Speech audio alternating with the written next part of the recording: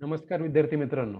आपल्या झेप स्टुडिओच्या शिक्षण आणि करिअर हे आपल्या फोरमवरती आणि सिरीजमध्ये सर्वांचं पुन्हा एकदा स्वागत.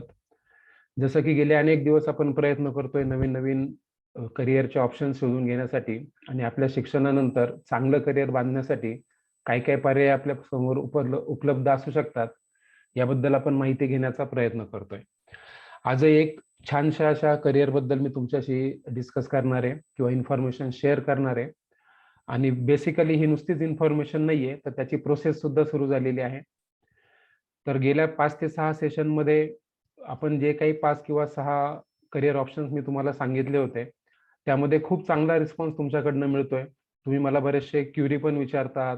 मला जेवढं शक्य आहे तेवढं मी तुम्हाला सांगण्याचा प्रयत्नही करतोय. तर आपला हा प्रयत्न आपण भविष्यात पण असाच चालू ठेवणार आहोत, सो दॅट तुमच्या करिअरच्या बाबतीमध्ये चांगलं मार्गदर्शन करण्याची जी काही आमची संधी आहे किंवा आम्हाला जी काही अपेक्षा वाटते, त्यात आम्ही पण खरं ठरूयात आणि त्या इन्फॉर्मेशनच्या द्वारे तुम्हालाही त्याचा नक्कीच फायदा होईल. तर बेसिकली मागचे पण जर व्हिडिओ तुम्हाला पाहायचे असतील आणि येत्या 2-3 दिवसामध्ये अजून 2-3 करियर ऑप्शन्स आम्ही तुमच्या समोर घेऊन येणार आहोत. ते तुम्हाला जर अनुभवायचे असतील, पाहायचे असतील, तर आपला चॅनल नक्की सबस्क्राईब करून ठेवा, सो दॅट येणारे पुढचे पण व्हिडिओ प्लस मागचे होऊन गेलेले व्हिडिओ तुम्हाला विनाप्रयास पाहायला मिळतील. तर आजच्या सेशनला आपण सुरुवात करूयात. आजच्या सेशनमध्ये एक अतिशय चांगला करिअर ऑप्शन बद्दल आपण बोलणार आहोत. करिअर ऑप्शन जो आहे तो सर्वांच्या निगडीत आहे. म्हणजे कोणताही इंजिनियर जर असेल तर आपण इंजिनिअरिंगला 2 उद्देशाने येतो, की करिअरमध्ये चांगल्या पोस्टला जावं, चांगलं पॅकेज मिळावं आणि आपण चांगल्या पद्धतीने आपण आपल्या इंजिनिअरिंगचा वापर करून किंवा इंजिनिअरिंगमध्ये जे आपण शिकलोय त्याचा यूज करून आपण समाजासाठी काहीतरी चांगलं काम करावं. हाच एक कोणत्याही सक्सेसफुल इंजिनिअरचा मोटो असतो. आणि असाच इंजिनिअरिंगमध्ये जर तुम्हाला केंद्र सरकार म्हणजे आपलं सेंट्रल गव्हर्नमेंटच्या अंडर जर क्लास 1 ऑफिसर व्हायचं असेल, तर एक गोल्डन अपॉर्च्युनिटी म्हटली जाते. इंजिनिअरिंग लोकांसाठी क्लास 1 ऑफिसर बनणं ही गोल्डन अपॉर्च्युनिटी आहे. UPSC तर सर्वांना माहितीच आहे, युनियन पब्लिक सर्व्हिस कमिशन, की ज्याच्याद्वारे IAS officers, IPS officers, collector असेल किंवा IPS ऑफिसर असेल, हे सिव्हिल सर्व्हिसेसमध्ये भरले जातात. त्याचप्रमाणे दरवर्षी UPSC इंजिनिअरिंग स्टुडंटसाठी इंजिनिअरिंग सर्व्हिसेस एक्झामिनेशन घेते. ही एक युनिक अशी एक्झामिनेशन आहे की ज्यामध्ये फक्त आणि फक्त इंजिनियरच ही परीक्षा देऊ शकतात. सिव्हिल सर्व्हिसची जी परीक्षा असते UPSCची ती कुणीही देऊ शकतं, कोणताही पदवीधर देऊ शकतो. पण इंजिनिअरिंग सर्व्हिसेस हे फक्त आणि फक्त आपल्या इंजिनिअरिंग लोकांसाठीच आहे.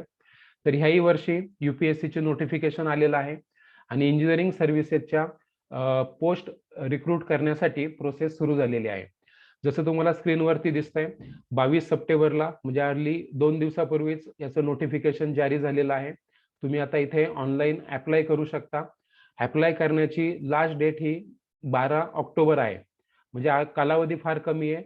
पटकन त्याच्यामध्ये जाऊन ज्या विद्यार्थ्यांना ही परीक्षा देण्याची इच्छा असेल, क्लास 1 ऑफिसर बनण्याची इच्छा असेल, त्यांनी 12 ऑक्टोबर पर्यंत ही ऑनलाईन प्रोसेस सक्सेसफुली पूर्ण करायची आहे.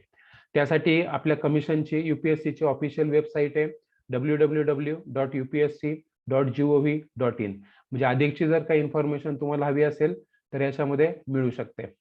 तर बेसिकली ह्या गोष्टीला अप्लाय कसं करायचंय, तर टोटली ऑनलाईन प्रोसेस आहे. घरी बसल्या तुम्हाला ऑनलाईन अप्लाय करू शकता तुम्ही. त्यासाठी ही वेबसाईट दिलेली आहे www.upsconline.nic.in. या वेबसाईटवरती तुम्ही जर गेलात तर तुम्हाला इझिली अप्लाय करू शकता. अप्लाय करण्यासाठी गोष्ट महत्वाची काय लागणार आहे, तर तुमचे अकॅडमिकचे डॉक्युमेंट्स लागणार आहे. जर कोणी कास्टमध्ये येत असेल तर कास्ट सर्टिफिकेट, व्हॅलिडिटी ते डॉक्युमेंट लागणार आहेत. तुमचा फोटो लागणार आहे, त्याचबरोबर फोटो ID लागणार आहे. फोटो ID मध्ये वेगवेगळ्या प्रकारचे फोटो ID तुम्ही त्याच्यापैकी कोणताही एक फोटो ID वापरू शकता.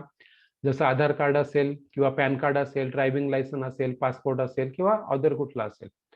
फक्त काळजी अशी घ्यायची आहे की जे डॉक्युमेंट तुम्ही आता फॉर्म भरताना वापरणार आहात तेच डॉक्युमेंट तुम्हाला एक्झामच्या वेळी तुमच्या बरोबर व्हॅलिडिटीसाठी किंवा तुमच्या त्या व्हेरिफिकेशन प्रोसेससाठी कॅरी करायचंय. सो दॅट तुमच्याकडे जे इझिली अवेलेबल फोटो ID आहे तोच इथे अपलोड करा, सो दॅट एक्झामच्या वेळेला पण तुम्हाला तो कॅरी करता येईल. आता नॉर्मली ह्या ज्या पोस्ट भरणार आहेत ह्या वेळेला ज्या एक्झाम होणार आहेत ते पहिल्यांदा मला सांगू द्या, ही एक्झाम 2022 साली होणार आहे. म्हणजे 21 साली आपण आता प्रोसेसमध्ये फॉर्म भरणार आहोत आणि याची परीक्षा कधी होणार आहे? जानेवारी नंतर, म्हणजे जानेवारी 2022 नंतर ही परीक्षा होणार आहे. म्हणून ही तुमची जी रिक्रुटमेंट प्रोसेस आहे ही 2022 साठी आहे, हे लक्षात घ्या. ह्या प्रोसेसमध्ये 4 प्रकारचे इंजिनियर भारत सरकारला भरायचे आहेत.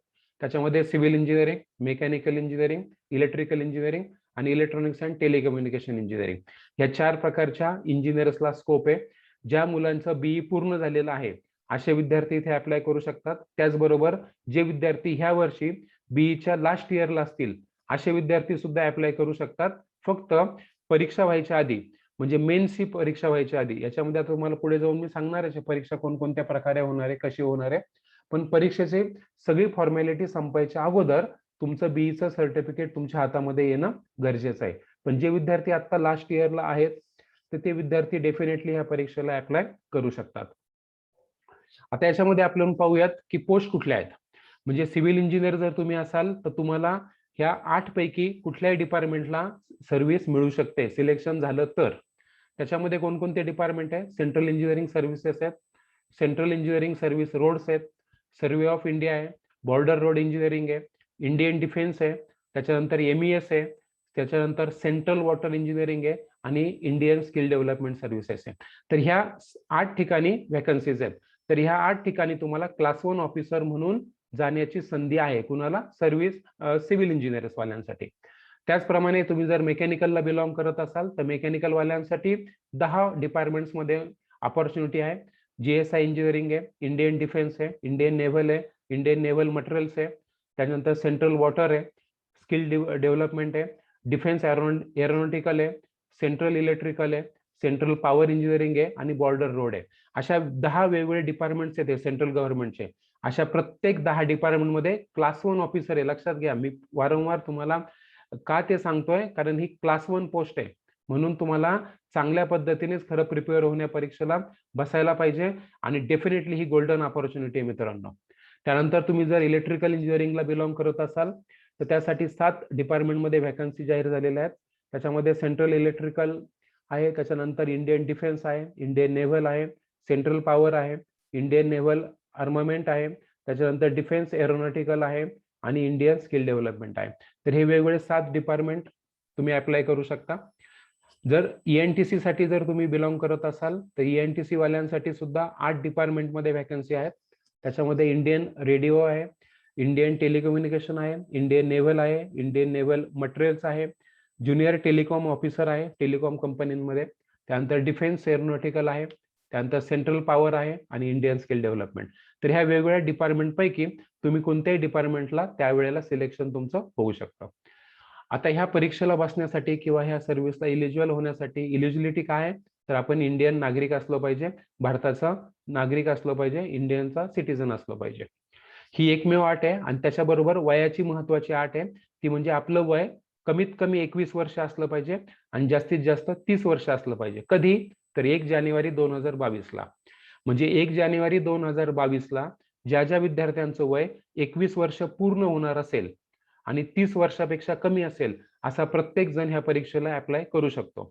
याच्यामध्ये सुद्धा तुम्ही जर SC कॅटेगरीला बिलॉंग करत असाल तर तुम्हाला 5 वर्षाचं अजून रिलॅक्सेशन आहे आणि OBC कॅटेगरीला बिलॉंग करत असाल तर 3 वर्षाचं अजून रिलॅक्सेशन ह्या 30 वर्षामध्ये आहे. त्याच्यानंतर आता ह्या एक्झामसाठी किंवा ह्या परीक्षेला बसण्यासाठी एक्झाम फी किती आहे? तर फी फक्त 200 रुपये आहे. त्याच्यामध्ये पण SC कॅटेगरीचे विद्यार्थी, त्याच्याच बरोबर ST कॅटेगरीचे विद्यार्थी आणि महिला म्हणजे मुली आणि PWD म्हणजे जे हँडिकॅप विद्यार्थी आहे अशांसाठी फी नाहीये. त्यांच्यासाठी निशुल्कपणे ही परीक्षा घेतली जाणार आहे. कुणासाठी? मुलींसाठी फी नाहीये आणि SC ST साठी विद्यार्थ्यांसाठी ही फी नाहीये. इतर सर्वांसाठी ही 200 रुपये फी आहे, की जी तुम्हाला ऑनलाईन फॉर्म भरत असताना फी सुद्धा ऑनलाईन प्रकारेच पे करायची आहे. मग अशी म्हटल्याप्रमाणे तुम्ही ह्या वेबसाईटवरती www.upsconline.nic.in या वेबसाईटवरती जाऊन ऑनलाईन फॉर्म भरायचा आहे आणि ऑनलाईन प्रोसेस पूर्ण करायची आहे. आता ही परीक्षा होणार कशी आहे? तर परीक्षा 3 स्टेजमध्ये होणार आहे. स्टेज 1, स्टेज 2 आणि स्टेज 3. पहिल्या स्टेजमध्ये काय होणार आहे? इंजिनिअरिंग सर्व्हिसेसची प्रिलिम एक्झाम होणार आहे. जे विद्यार्थी प्रिलिम एक्झाम मध्ये पास होतील, ते विद्यार्थी स्टेज 2 च्या मेन्सला जातील. स्टेज 2 ला इंजिनिअरिंग सर्व्हिसेसची मेन एक्झाम होणार आहे आणि जे विद्यार्थी मेन्स मध्ये पण पास होतील ते विद्यार्थी स्टेज 3 ला पर्सनॅलिटी टेस्ट किंवा पर्सनल इंटरव्ह्यू ज्याला आपण म्हणतो तिथे जाणार आहेत. म्हणजे ही एक्झाम जाणून घ्या 3 स्टेज मध्ये होणार आहे. पहिल्यांदा प्रिलिम, जे विद्यार्थी प्रिलिमच्या कट ऑफ मध्ये बसतील, पास होतील, त्यांना मेन्स द्यावे लागणार आहे.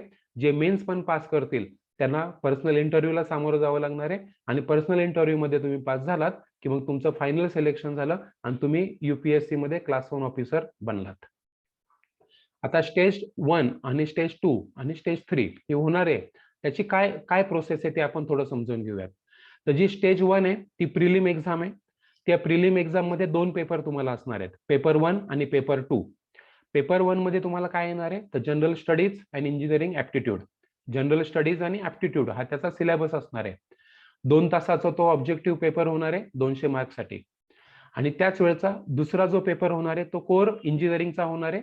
म्हणजे तुम्ही जर सिव्हिल इंजिनियर असाल तर तुम्हाला सिव्हिल इंजिनिअरिंगचे प्रश्न, मेकॅनिकल असाल तर मेकॅनिकल, इलेक्ट्रिकल असाल तर इलेक्ट्रिकल, लाईक दॅट.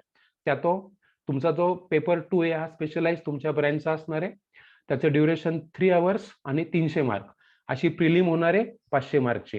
म्हणजे 500 मार्कच्या प्रिलिम मध्ये 2 पेपर तुम्हाला अटेम्प्ट करायचे आहेत. दोन्ही पेपर एकाच दिवशी असतात.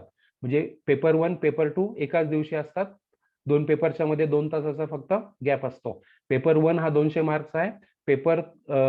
पेपर दुसरा जो आहे तो परत 300 मार्क्सचा आहे. असं टोटल प्रिलिम ही 500 मार्कची आहे.